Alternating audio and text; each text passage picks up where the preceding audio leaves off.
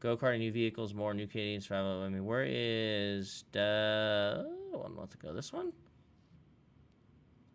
With the focus of not only expanding our world, but also optimizing it and making sure that to help assist with putting our world together.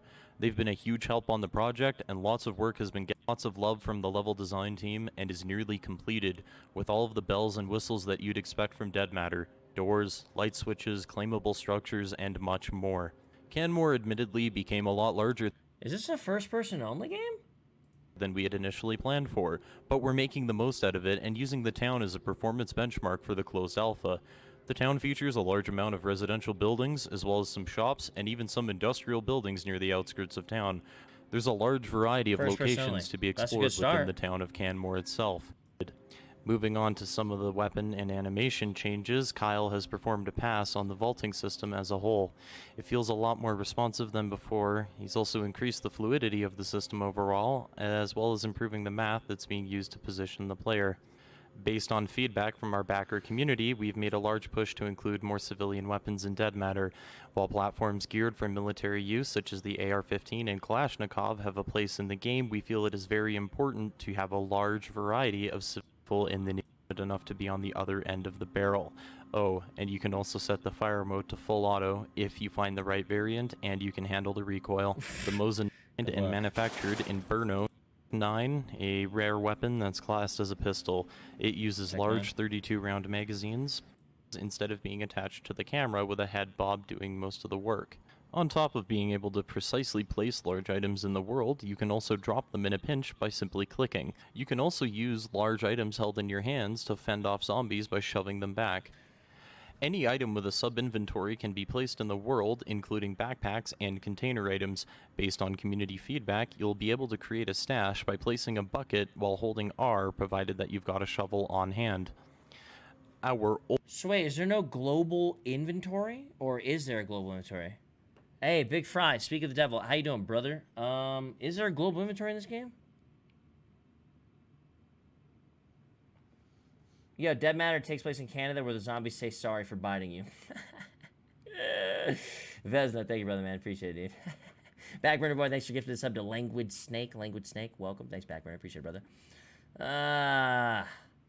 Hello, I just got a DM. Yeah, I'm not trying to I'm not trying to alarm you or anything. I was just taking a gander into a few different games today, Dead Matter being one of them, that's all. Nobody knows? Oh, we don't know yet. Oh, we're not sure. They don't know yet. Interesting. Is he going to take the Daisy route where you have a fucking base? Old vehicle cargo system from Vlog 5 with predetermined locations for held items. Looks simple. Looks real simple, right? Looks just like, you know, yeah. Has been removed. I feel like they had to have taken some inspiration from EFT at this point just by looking at the back of this truck, but, yeah. We've now got a 3D inventory system that accepts any item that is capable of being placed from the inventory, or two-handed objects that are carried in the player's hand. You'll also be able to access the inventory of any container placed into a 3D inventory. We're hoping that this will help with item management and hopefully make it a bit more streamlined when it comes to moving cargo around between vehicles. Damn, that's actually kind of cool. I've also implemented a modular crafting system that allows for a variety of item combinations.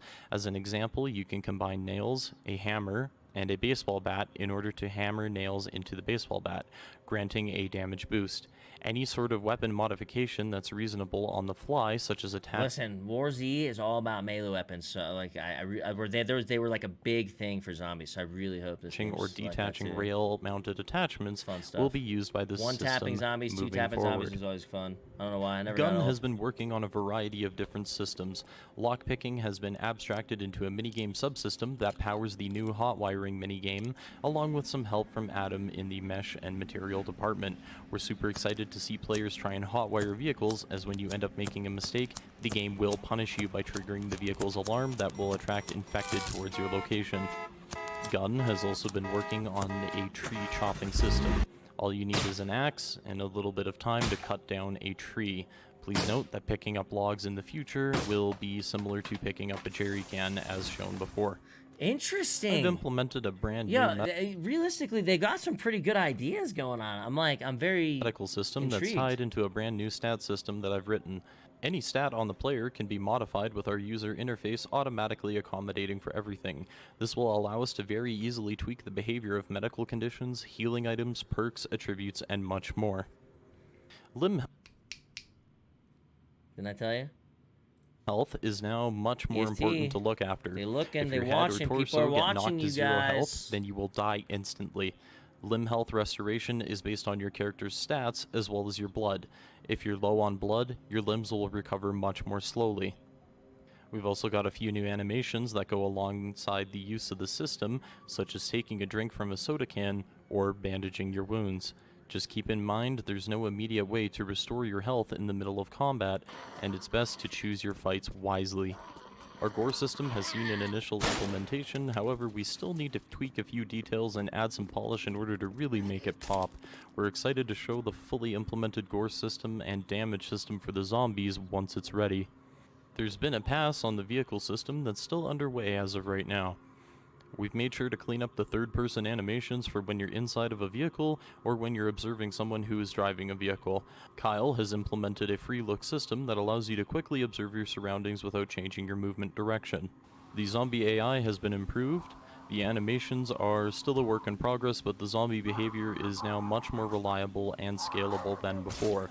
Kyle has implemented a more robust AI spawn handling system that allows us to make sure you're constantly on your toes when firing weapons. Make sure you find a melee weapon and use it to avoid luring infected or even players to your position. If you are in our community Discord, you may have noticed that the developers either have the status of You notice that the zombies are sprinting, Smokey? Of developing Dead Matter or playing Dead Matter. Uh-oh. This is because of our Discord rich presence integration. We want playing with friends to be as seamless as possible and felt that a Discord integration should help make it easier, especially for when it comes time for the closed alpha. Players also now have nameplates and can group up together. The UI elements for this are still a work in progress and will be tweaked to minimize the amount of HUD elements shown on the screen. We will also be tweaking the behavior of the crosshair. Lastly, Nomad has replaced the main menu in game. Okay, on that note, don't make a War Z mistake. Don't allow clans, okay? Only groups, and groups of a maximum size. And then you have to make a decision on whether you get to see their nameplates or not, right? Or not their nameplates, but whether they're in your group or not, which I imagine they would do. But because you would do, bro, when we were TTOT, we would fill servers with like 30 of us, dude. Like 20 of us would be chilling and holding the town, waiting for one or two guys to spawn and pour these poor fucking guys to walk into the town. You know what I mean? And we're quite happy with it. For those of you that have been asking, we've added the ability to play the game in single-player mode in time for the closed alpha. Please note that when playing the game in single-player, your computer will be under a lot more stress than playing on a dedicated server.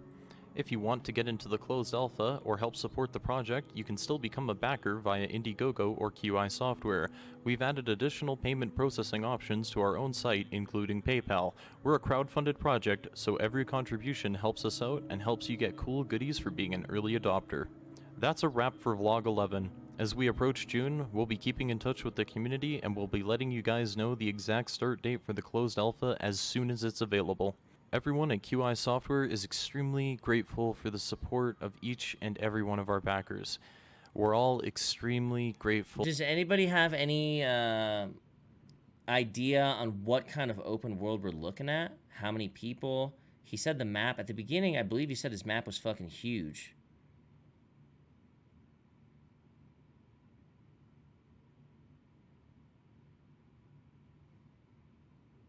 So 400 kilometers? Well, what the fuck is like? Put that into perspective for me versus like something else. Like versus like DayZ or versus like War Z's old map or.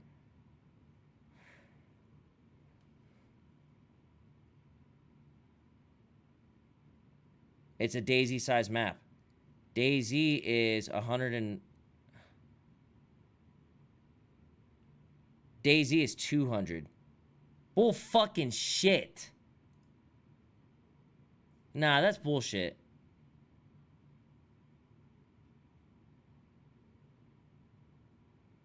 Twice Days East map, you think? Nah, no way. You would have to fill 200 people into that server.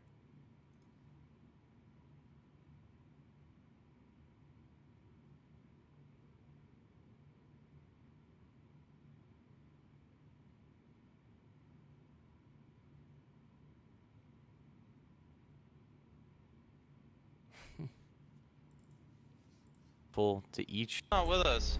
Who the fuck are you? Give us your fucking pants. Oh, You know the fucking routine. Drop the fucking pants. No, not again. Come on. Is this acted out or is this real, chat? The fucking pants, man. Take off the fucking pants.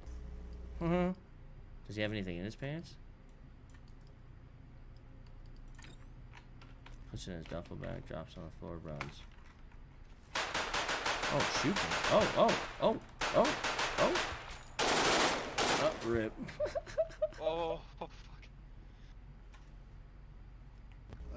Fuck, shorty. Seemed kind of real. He tried. The first guy took how many shots? Let's count. Okay. So he runs back. Okay. This guy's running at him with an axe. No hit. One hit maybe. Maybe 2 hits. Maybe 3 hits. Shoot him right in his fucking neck. Maybe 4 or 5 hits. Like, I'm thinking maybe 4 hits. Got that motherfucker. Missed that guy. Then that guy just ripped him a new bow. Okay, there it goes. Well, dude, why did this guy take so long to pull out his gun? Again. What's this guy doing? Pay attention to Joe Schmo over here, okay? What's he doing? He finally, his boy dies, then he pulls out his AR. Oh, God. All right. Anyways, next. Interesting stuff. I'm very, very interested. That could be a lot of fun.